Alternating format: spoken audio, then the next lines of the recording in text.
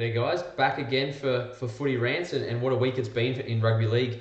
A lot happening with Origin week, and this has been podcast number 4 now for the week itself. So I've thoroughly enjoyed the process, and the more I get to talk about footy, the better. So I don't want to dilly dally around. I want to dive straight into things. So kicking off round 16 tonight with the Warriors versus the Bulldogs. A lot of opportunity at stake for both sides. Dwindling down towards the bottom half of the NRL ladder in 11th and 12th place respectively. A couple of big outs for the Warriors. We can see there at the top of the screen, Kieran Foran and Solomon Okata. Big losses in attack. I think Foran just has that stability that the Warriors need to allow Shaun Johnson to do what Shaun Johnson does very well. When he does do it very well, I should say. The Bulldogs, they've got a really good winning record against the Warriors. So they're 6 out of the last 7 and 8 out of 15 at Mount Smart Stadium. So add into the fray now that you've got, if we have a look at the Bulldogs lineup down here, the 6, Josh Reynolds makes his long-awaited return from that terrible hamstring injury. So that's a big plus in the Bulldogs books. They've struggled to score points this year. They seem to be at their most free-flowing when they had this halves combination at their disposal, which was Reynolds and Mbai in the starting side and Frawley coming off the bench. Unfortunately, they will be without Origin winger Brett Morris. We see there Kerrod Holland, who's played a number of games. You see there he's already got 9 caps, so he's played the majority of the games this year, and obviously brings a big tick in the box in the goal kicking department. Moses and Byes, fill that void when Holland hasn't been in the side and has been a little bit inconsistent. So that's another thing. If it does go down to the wire, that will play into the Dogs' hands. They've only averaged 14 points a game, so that is obviously the big magnification point of this Bulldogs side. They just need to ensure that they get off to a good start. The forwards in Tolman, Graham, look at. I'll run through it again. Tolman, Graham, Jackson, Elliott, Clemmer. That's your forward pack. Michael Leisha doesn't always offer a great deal in attack, although he got a little bit adventurous and started playing with his eyes up a bit more in their last hit out against the Dragons and come away with a crucial try himself. So it's not to say that it can't be done. I think it probably more is a testament to not a testament, but it's more reflective of the way that the Bulldogs are coached by Des Hasler into that little more rigid structure. I think long term, throughout this match, that long-term structure will benefit the Bulldogs a lot more. Just having a look at this Warriors side, that edge there for Bodine Thompson, he's been very hit and miss with some of his defensive reads, and no doubt the Bulldogs will look to exploit him on a number of occasions. The inexperience of Ada Hingano, although he did come on and play with a lot of flair, pushing up on the footy in his last hit out, got to realise now that it's a completely different kettle of fish, and that the requirements from Coach Stephen Kearney are going to be very different.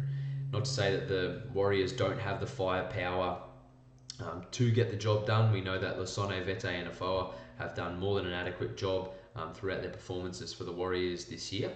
So if they can find a way to get over the top of this big doggies pack, obviously they're more likely to get some forward momentum going, and when we know that they can definitely score points, that's not the drama there. It's going to be preventing them is ultimately what's going to decide who's going to win this game. But for me, they've met earlier this year. Dogs came out 24-12 victors. Reynolds in this side.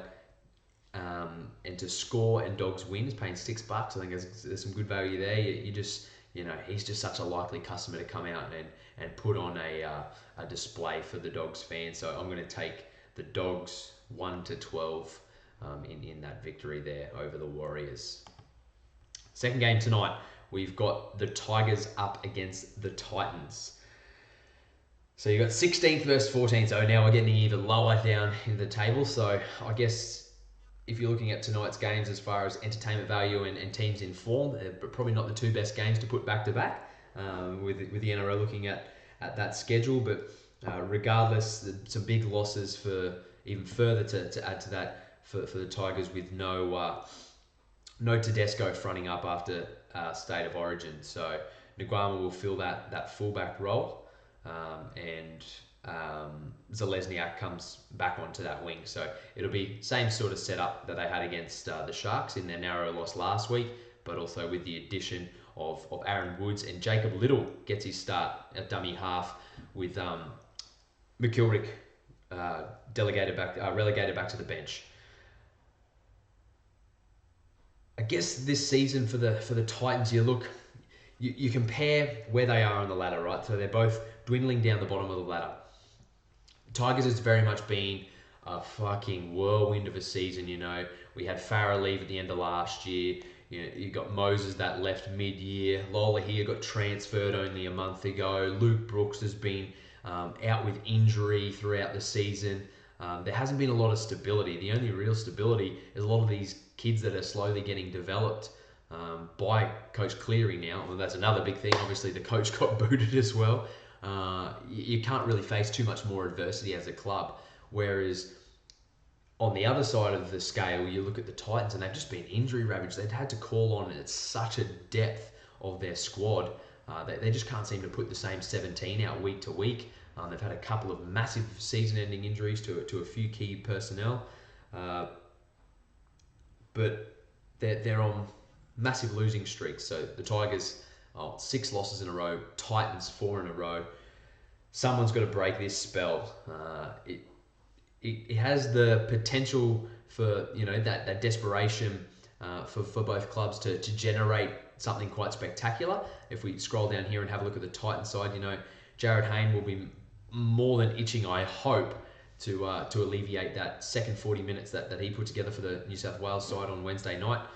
But if you look at that back five, that's still an attacking back five. Jared Hayne, Anthony Don, Dale Copley, Conrad Hurrell and Will Zillman. There's plenty of experience there for sure. And both wingers know how to finish. Hayne is going to have that ability to show up either side of the ruck, playing out the back. Tyrone Roberts is welcome back into the 5/8 role with LG still out through injury. So again, we see another different halves pairing. Ash Taylor, I've got to think it's probably the third or fourth halves pairing that he's had to stand through. Jared Wallace returns, and we know through history that when players return after debuting at a State of Origin level, they inevitably come back with a newfound sense of wisdom and work ethic. So look to Jared Wallace to even step it up another level again and really look to go head-to-head to solidify his spot for Game 3. And it's a great chance to get some game time in front of Aaron Woods as well. So the forward pack for mine in the Titans, so you got Wallace Peets, Ryan James, Proctor, and then a little less inexperience with Greenwood and Max King, but regardless, you're matching that up against the Tigers forward pack, and they're just as inexperienced really in some areas there. For me, I think just the ability that each halves pairing has. So you got Roberts, Taylor versus Lolohea and Brooks. Whoever executes at a greater level with their kick options, whether that be chasing territory coming out of their back end and making sure that you're finding the grass and turning around that back three, coming into good ball, building pressure, with your short kicking game, ensuring that there's no 7 tackle repeat sets. I think they're the plays that are going to really justify who gets the winning advantage in this game. And for me, just having, I know the Tigers aren't too far away, and they were very close to beating the Sharks last week. But I just think, when push comes to shove, and desperation starts to dig in. I just like the look of what the Titans have to bring forward. But again, both sides, 6 losses in a row, 4 losses in a row. Something's got to give. So it's whoever wants to stand up and take the bull by the horns and look for that opportunity. But originally I was leaning towards the Tigers in a close one, but I think I'm probably going to sway back towards the Titans, simply just with Tedesco being out. But you don't know. Jacob Little, it's a good opportunity for him to stand up at 9 and test himself against the New South Wales standard at the moment in Nathan Peats. Into our next game. Wow, isn't there a big cloud over all the decisions that are made from here on in for the Cowboys? It's looking like it's going to be an extended period without Jonathan Thurston, potentially for the rest of the year. Reading, only probably about half an hour ago in the recording of this, it's just before midday, and reports coming out that Thurston needs surgery on that shoulder, and it looked like he could be out and may even miss the World Cup as well. For me, I find it hard to believe that Thurston won't be there game 3. It's just built into his DNA to want to perform on that stage, that origin stage in particular, not just a representative stage. I think he'd exhaust every possible option. And in a sense, I guess, as much as you'd hate to see it on a sort of a club level, be a little bit selfish. But I think when you are someone who's done so much in the game as Jonathan Thurston has, I think he has every right to be able to pull that selfishness and put himself and Queensland ahead of the North Queensland Cowboys, and that's coming from a North Queensland supporter. I'd be more than happy for him to not play the next couple of weeks for us and him lace up the boots against Queensland and do what he has to do, win, lose or draw, and then go get that surgery after, and we'll see you in 2018, Jono. Again, that's still very, very fresh news, and it seems to be a big heap of speculation at the moment. But again, it paves the way for some other guys to come through. We see there that Ray Thompson is out, so you'd essentially expect, even though we still see Thurston's that's sort of penned into this starting lineup here, we know that that's not the case anymore. That Labert and Michael Morgan will probably be the halves pairing. Other big opportunities for players this weekend to stand up. With Darius Boyd being ruled out for Origin 3 with that broken thumb, he requires surgery. So, there's going to be a few decisions for Kevy Walters to make now for that game 3. And, Justin O'Neill will get his opportunity to return to the squad for game 3. Corey Oates potentially, and, Munster was 18th man for game 2. He can very much play in that centre role, has done so for the Melbourne Storm in the past. So yeah, there's a few different ones. Again, just talking about this Cowboys halves pairing, we see Te Maire Martin has been named, if we scroll a little bit further down, in the extended reserves. I don't think, simply because they are playing Penrith, I don't think that they would play him just because they wouldn't want that sort of pressure on him first game out. But again, we're talking about Paul Green, who really tests and questions his players and what limits they are capable of.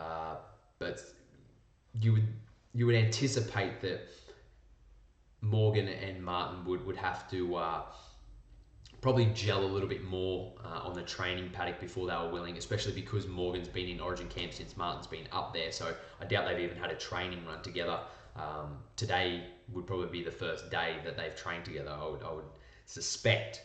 So if that is the case, it's definitely not out of the realms of possibility, but I would think, the fact that Labert did perform quite satisfactorily on debut last week, despite going down in a close one to the Storm, I think he'd probably get the nod to have a crack at that again. And it'll just be interesting to see how the Origin forwards sort of come back again.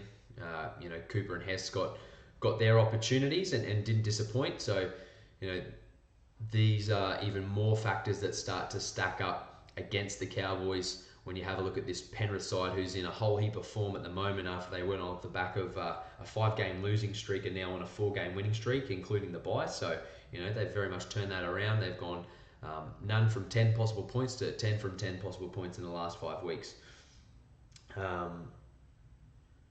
Another big matchup is going to be James Tarmo, who plays against his old club for the first time. We'll be keen to stick it to the forwards, particularly Taumalolo. He won't want to let the junior get the better of. But I just love everything about this Penrith side, to be honest. The youth and exuberance. I was severely frustrated earlier in the year with their lack of results, just simply because I knew what they could produce. And it seems that with a few tweaks here and there with their spine and the moving of Moylan to 6 has paid massive dividends for the Penrith side. And now Dylan Edwards is getting his opportunity and just deserves to prove himself as a genuine NRL fullback. Not to mention, Josh Mansell hasn't really skipped a beat since coming back into the side after a terrible ACL injury on tour last year for the Kangaroos. And I really enjoy what Mitch Rain's done in his first 2 games for Penrith as well, and it will come under scrutiny when Peter Wallace is available for selection and what they decide to do should Mitch Rain be a part of another Penrith victory here. Again, I love Campbell Gillard. He's probably one of my favourite front rowers, and if a few people in that New South Wales lineup just aren't wary enough, you never know. He could just sneak into a bench spot there for New South Wales. I think again, it's a case of why, aside from New South Wales losing, why would you really drop anyone? I don't think anyone deserves to be dropped from that New South Wales side, but again, it's just good. I would love to see him just get put as 18th man, just purely to experience that camp. So it'll be interesting to see what Laurie Daly does for Game 3. And we know Harawira Naira's burst onto the scene, try-scoring machine. Isaiah Yeo, offload machine, try-scoring machine. And Merrin, he's sort of just been getting about his work since being snubbed for this Origin series. And, I can't see why that forward pack can't go with, if not go over the top of the North Queensland pack. And just this bench too, I find it a little bit more potent in Tyrone Peachey. He just offers so much. You know what you're going to get out of Latu and Kikau. And Brown has actually been stepping up to the plate in the last few weeks. He's never been renowned for anything overly zealous or with much aptitude, but the last few performances, you've actually noticed his presence on the field, which is good. You want that from someone who possesses the seniority and authority that Tim Brown does possess with his experience. So with the absence of Jonathan Thurston and the fact that so many boys are backing up for the Cowboys and the lack thereof for Penrith, I think that it's going to be hard for the Cowboys to go with them for a full 80. If they can contain Taumalolo and Hess adequately, we've seen that when push comes to shove and Michael Morgan has to stand up for the Cowboys, at times his kicking game hasn't been where it needs to be, and nor has Lachlan Cootes. So, it sort of hinges on those few key areas. If the halves of the Cowboys can really stand up, make correct decisions when need be, they'll very much go a long way to competing with Penrith the whole way. But I think regardless, it should still be a close game. The Penrith Panthers only just stole that game away from the Raiders a couple of weeks ago. So I think that the Cowboys will still go with them, but probably just won't have the legs. So I'm looking at the Penrith side 1-12 to get the win up there in Townsville. The next game, we've got the Raiders up against the Broncos. It's a bit of a funny one for me as far as just looking at these two individual squads. Not as heavy an origin presence as there has been at times for the Brisbane Broncos over the years. Still a number of forwards in there, but next to no disruption for the Raiders, with Josh Papali being the only proponent of any sort of representative football for Canberra. And that is going to be a big feather in their cap in going towards winning this game against the Broncos at home against Brisbane. You can never underestimate this attacking power of the back five. Kotrick and Rapana have been finishing great. Croker and Leilua are great at holding shape and creating space for those wingers. Papali and Whitehead both are quite diverse in their attributes as edge-back rowers, and the addition of Shannon Boyd coming back after injury, it just makes more of a headache in the middle for that Brisbane side. So yeah, they're big pluses. Soliola's been playing out of his skin for a man his age, and Baptiste has really made a stark difference in his one and only appearance since coming back from injury there, as has Joe Tarpanay. I really love what this kid brings since having signed from the Newcastle Knights. And when we go down here and have a look at this Broncos lineup, we now know that Darius Boyd is out, so talk is that Kahu will go to fullback, which, you know, he'll do an adequate job, but I think that's all it will be. It's adequate, and it looks like David Mead will probably come onto that wing. We see the halves pairing there, Marshall and Nikorima, with Ben Hunt on the bench. Very strange option. It'll be interesting to see whether Bennett follows through with that, because when you're talking about that forward pack that I've just named, and that they've got that reputation of being so big, and you've got Origin stars that are coming back in Gillett and Maguire, whose work rate was through the fucking roof on Wednesday night.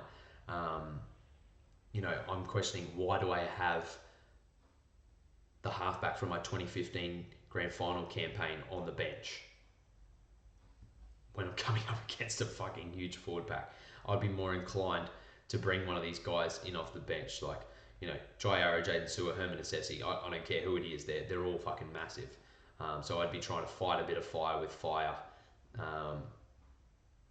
Yeah, but as far as the Broncos are concerned, they're really just going to have to work on grinding this victory. I don't think they're going to win by throwing any crazy amount of shape at the Raiders. I just don't think that it's quite there for them at the moment. They've just got to respect the opponent and what they do, and be sound in their defensive structure. And with this little reshuffle and the absence of Darius Boyd and what he brings to their attack showing up on that right edge out the back, I think that definitely puts a dampener on their attacking ability. You know, unless it is, I guess, a case of doing something a little bit out of the box and throwing Ben Hunt on there at the same time that Marshall and Nikorima are on the field. Perhaps that is a way that you can try and combat this this Raiders pack and move them around a little bit more.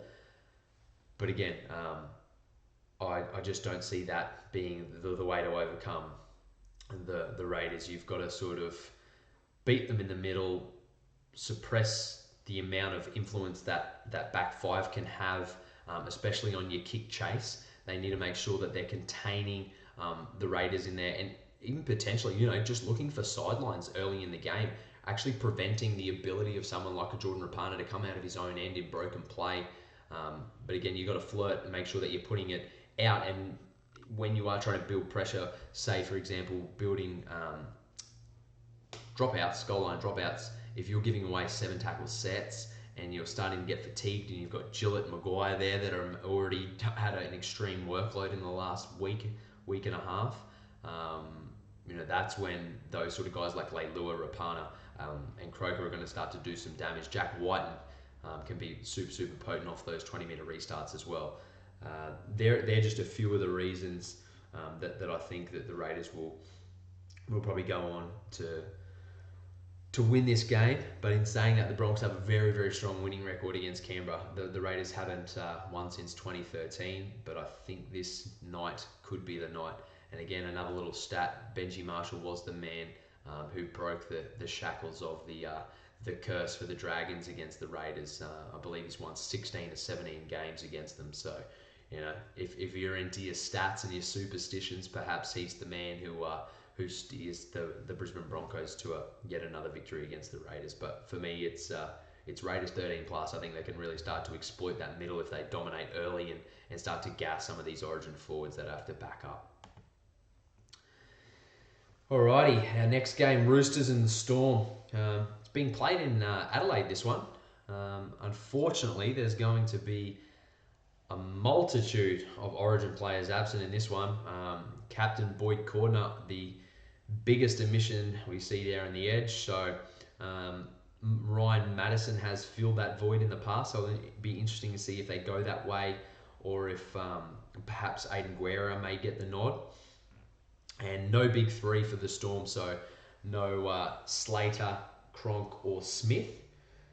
Glasby will show up, and obviously Munster will return after not having had to take part in Wednesday night's game. It was just simply 18th man.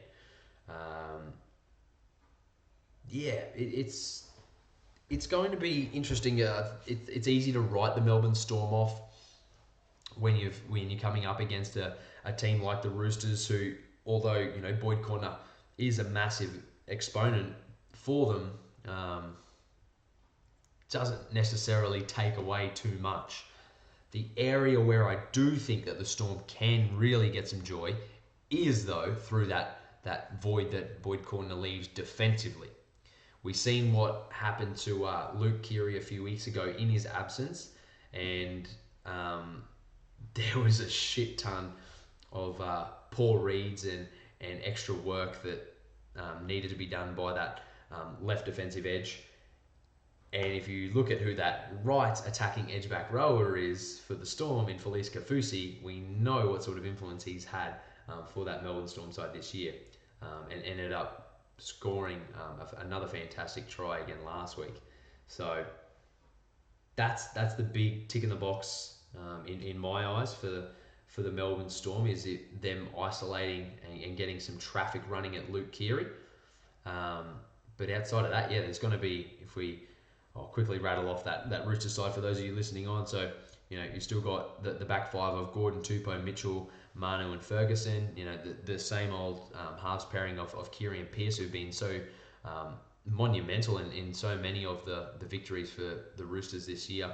And Waria Hargraves and Dylan Napa, they're not going to take a backward step. So it's going to be about this initial platform laying by the forwards early on. If Napa can get off to a flyer, as he did in that second stint, even in his first stint, he was really, really good for Queensland.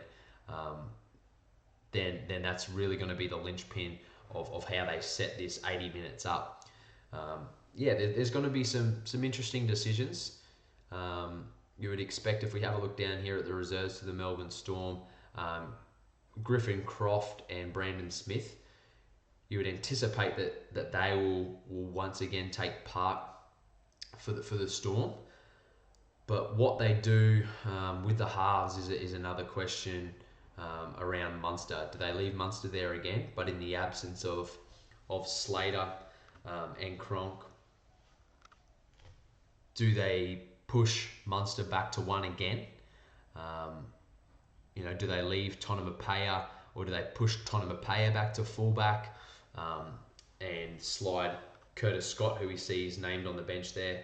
You would think if he's been named on the bench that they're anticipating that something may change there with those Origin players. So I would anticipate that Curtis Scott will go there, simply because Tonamapea, I thought he was fairly ordinary in defence. Got caught jamming in a lot when he was playing in that centre role. And actually, I'm not 100% sure. It's actually slipped my mind. I think Chambers is out as well. So perhaps that will pave the way. Tonamapea may stay there. Scott will come in and fill in that role once more. But again, no Riley Jacks to support Croft in that halves pairing, which makes me think this man down here in Jerome Hughes, former Cowboy, is currently playing on the sunny coast for the Falcons, may get his Melbourne Storm debut. that would be where my thinking goes now that it's just crossed my mind that Will Chambers is out. So expect Munster to fullback, the wing to stay the same, Tonopay to stay, Curtis Scott to come into centre, Jerome Hughes and Croft in the halves, and then Slade Griffin at 9 and Brandon Smith to come in off the bench. I'm pretty sure I'll get that fairly close to right. I'll be surprised if they have selected Hughes in those reserves and anticipating what may happen.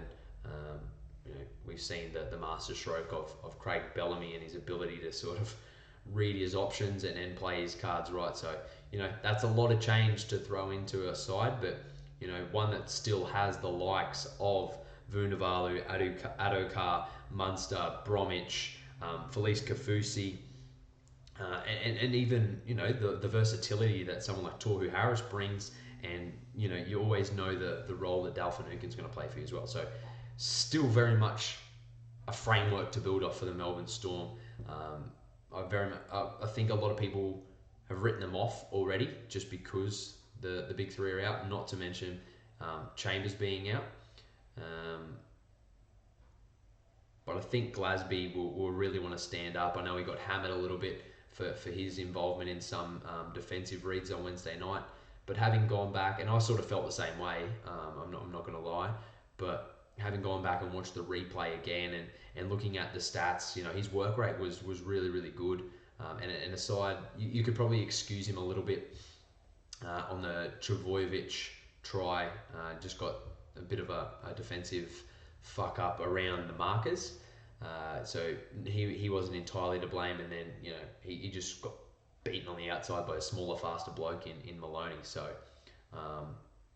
wasn't catastrophic, and I think he was probably an easy target for media and even just fans in general, just simply because it's like he was unexpected selection in the first place, and then he was within camera shot of those errors that led to New South Wales tries. But I think he'll bounce back, and I don't think his confidence will be too marred, especially because they came away with a victory as well.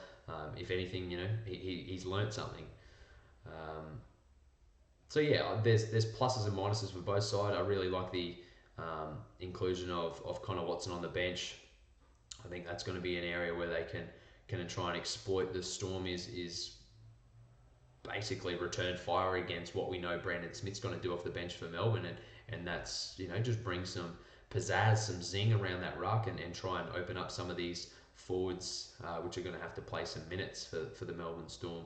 But if just because Waria Hargraves and Napa are in that side, I think they can really stand up and take it to Bromwich and Glasby.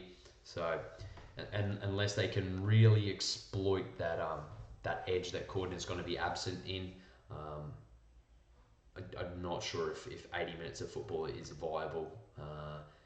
This team is very different to the one that lacked experience for the Cowboys last week, and they only just got away with that one. So, again, I think it's a great opportunity for these younger Storm players to learn and gel, and the Storm fans to get a bit of a look.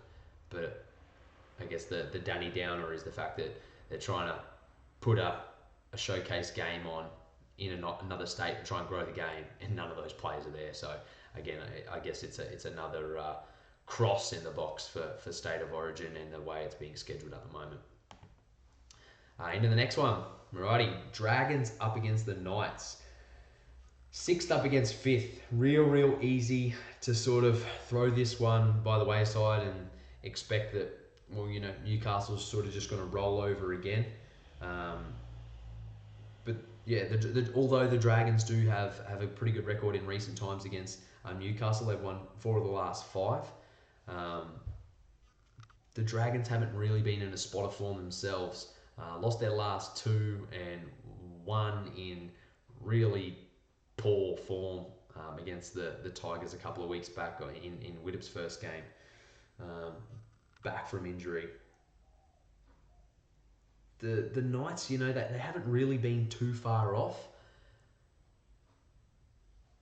But the inclusions that we're potentially looking at for the Dragons now, we see at the top here that Ewan Aitken's been named in an extended bench, and Dugan's expected to play post Origin.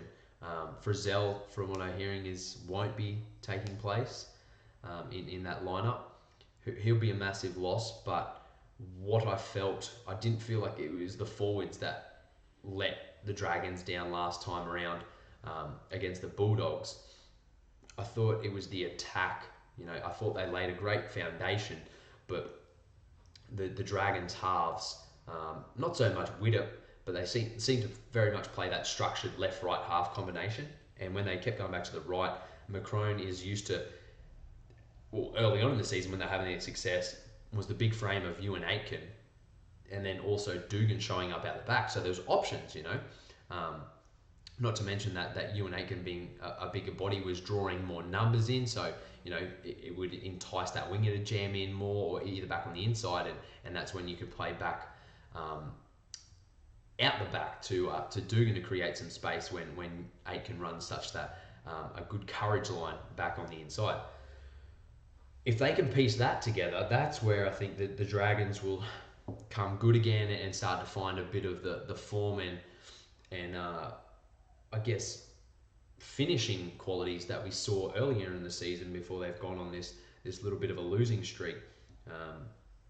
Looking ahead down the track a little bit too, both sides have the Titans and the Tigers coming up in their own respective seasons next week. So they're for both of these teams next week at this stage are both winnable games as well.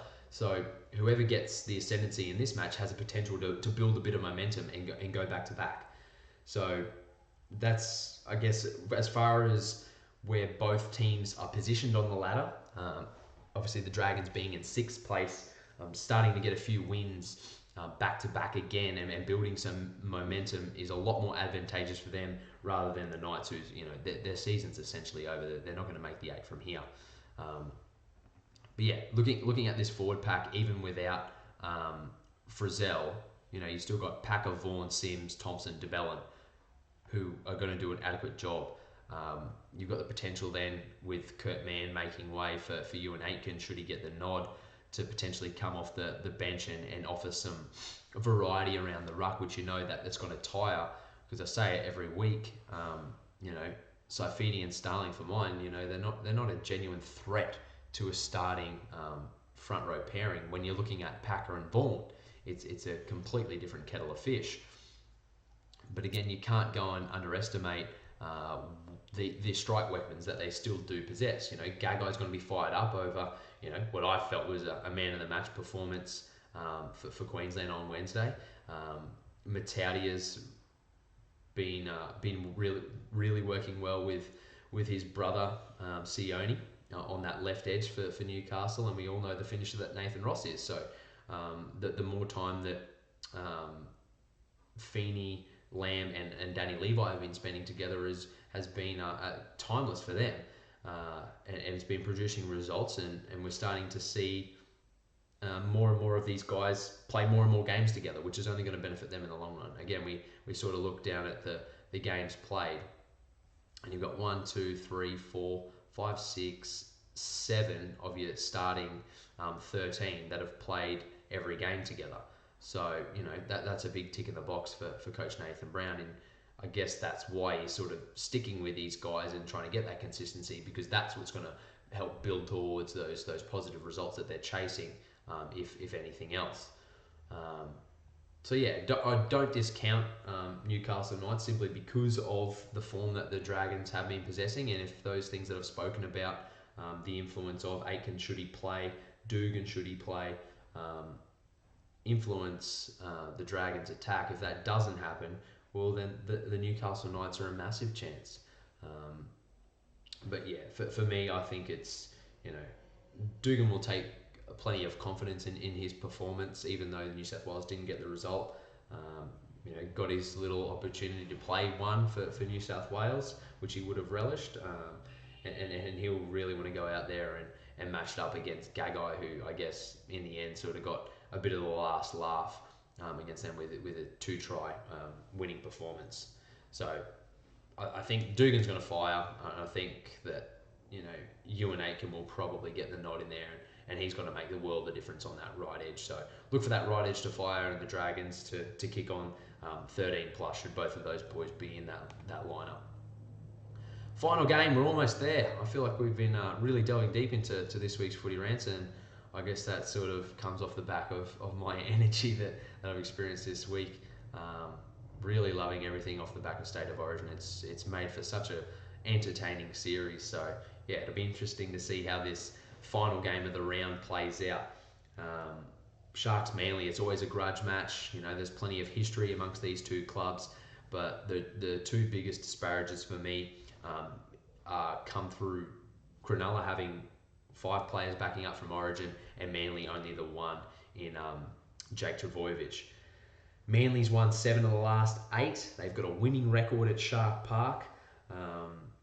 And now that there's a few little opportunities for a couple of the Manly sides in the State of Origin realms now, you know, Tom Trbojevic is definitely going to be at least looked at. I don't know where he would slot in. I didn't think the back 5 were terrible far from terrible for New South Wales, but you know, I guess, you know, Jared Hayne's going to come under some scrutiny, and where his headspace is going to be at after that second half performance.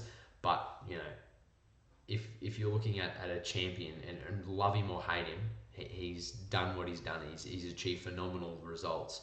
I would expect Hayne to bounce back and perform very, very well come game 3, and that's coming from a Queensland supporter. I would much rather have Trbojevic in the side as a Queensland supporter than Hayne. I think Hayne, his influence, albeit all or nothing, versus Trbojevic, he can produce that all play, but his nothing's probably not quite as bad as a nothing from Hayne. So yeah, at the moment, the biggest difference I think is the number of players that are backing up from Cronulla. I think there's only so many games that they can just keep winning, and eventually that's going to come to bite them in the arse, and they're going to have to lose one of those games. DCE is obviously going to be on that Origin radar for Kevy Walters now if Thurston is to miss Origin 3, so that's at least a possibility that needs to be explored. Yeah, so it's going to be interesting. You wouldn't think that Ben Hunt would be on the radar simply because he hasn't been fortunate enough to play any sort of football, and you know, although it's not really his fault, it's a little bit out of his control. Also having coach Wayne Bennett at his instruction, it doesn't appear that the relationship between him and Kevy Walters is very positive at the moment. Yeah, so there are a few things going the Manly side's way, and if we sort of scroll down here to the Manly side, you'll notice the bench. So no Hastings and Cullen, I should say, on that interchange bench at the moment. Just 4 big bodies, which tells me that's where Trent Barrett feels they're going to win it, is up the ruck, just because of the players that are backing up for Newcastle. You've got Wade Graham who's backing up, and Fafita in the middle. So the fact that they've also got Daniel Mortimer, who ended up winning the game for Cronulla last week, and I definitely think he deserves his opportunity to play again for the Sharks, but just again adding an extra small body. I think Barrett's gone, oh fuck it, like we'll just stand up to these guys and try and bash the shit out of Brayley and see if we can get him off the park so we can get stuck into Mortimer as well as soon as we can. And I really like the sound of that tactic. I hope that it does go that way. I thought regardless of the fashion that they have won their games, only 1 and 2 point victories in the absence of the Origin stars so far this year for the Sharks. I thought Chad Townsend stood up really, really well. There's still plenty of attacking prowess. You know, Val Holmes, Fecky, Bird, Latelli, and Beale. You know, far from a side that's going to get pumped or throw away a victory. Just that starting side in general looks awesome to me. But just based off their form, they're just not quite getting it done. And the influence that Trbojevic and Dylan Walker can have on a game, the experience that Blake Green brings to complement Daly, Cherry Evans, and Coruscant.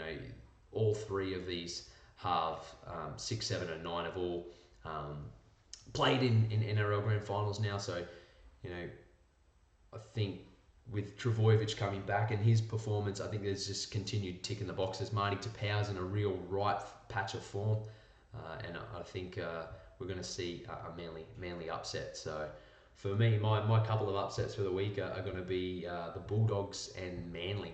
I think if you chuck those in a multi, it comes out to just under $6, which I think is good value for just 2 head-to-head games. So yeah, Manly fans, I think you could be in for a bit of another extended period of form. If they win this week, it'll be four on the trot. Alrighty, well, I think that's all I sort of wanted to get down. I think I've kept us all for long enough. We're chalking up to about 45 minutes now. So yeah, they're my sort of little outliers. I'm excited to see what Green goes with the Cowboys, whether Martin does get his opportunity, and what sort of selections we see at the Storm. Those two sides are the ones that I'm keen to look at, and also I'm keen to see how Jake Little goes for the Tigers, because a big opportunity for them to get a win against the Titans tonight. Alright guys, as always, I will be back to review at the start of next week. Enjoy your round 16 football, and I will be back ranting on Monday. Alright again, have a good weekend. Bye.